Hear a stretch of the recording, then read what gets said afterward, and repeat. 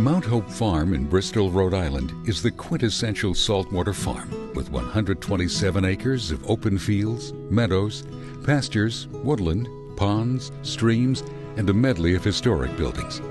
Here's a bit of history. On July 12, 1677 at Windsor Castle, King Charles II of England, through a king's grant, allowed the purchase of Mount Hope.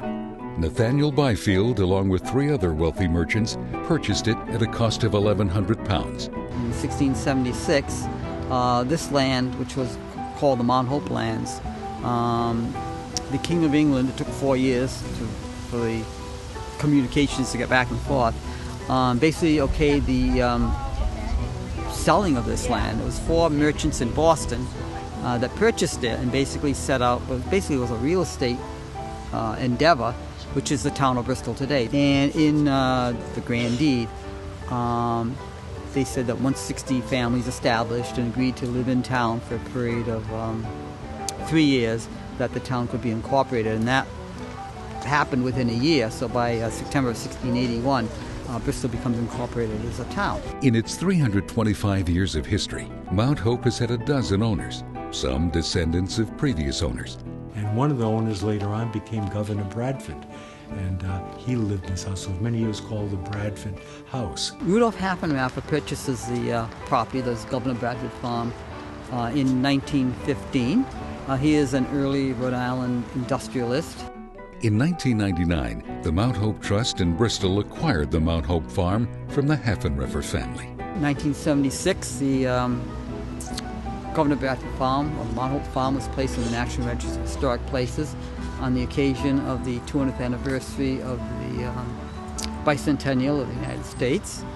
And in 1999, it became property through a bond issue of the Mount Hope Trust.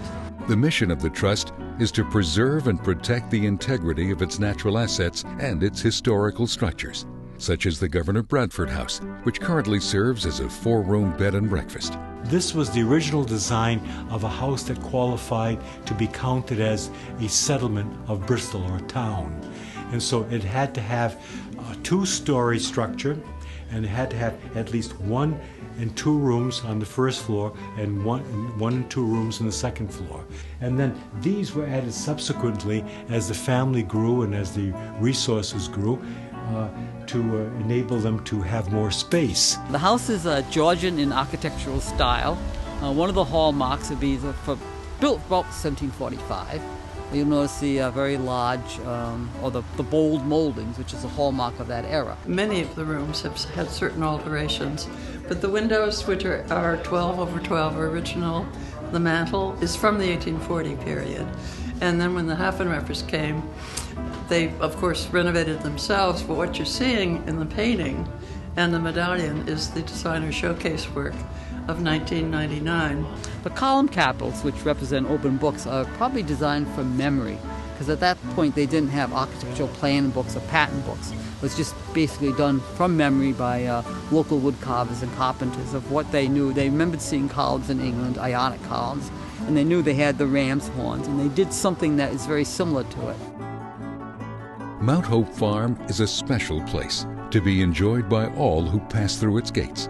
It is an historical tutorial of our town, state, and national heritage.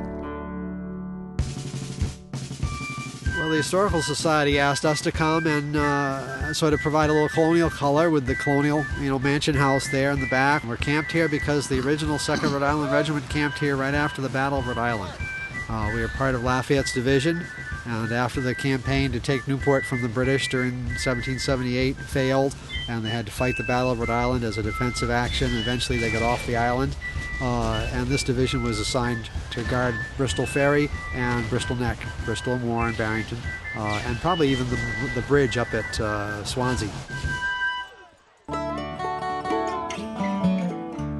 I was a scoutmaster formerly of Troop 3 in Bristol here, and I can remember the days camping up here. In fact, some of the troops that were here didn't even know where Bristol was, and never mind the farm here, but they went away with a lifetime of experience here, because they try to bring the history of what this whole farm was about, the Native Americans, and Massasoit and what took place all those years, and how many acres they owned here, and what the colonists had done. And it was quite a revealing history. So we're opening Mount Hope Farm to the people of Bristol because this really belongs to the people of Bristol. And I hope that today all those who come will walk around, will go down to the Cove Cabin, which is a wonderful log cabin that has a view that no one else in Bristol has. You can look up and down the bridge, the bay, you can see the Mount Hope Bridge and the Newport Bridge from the property there, and it's unobstructed.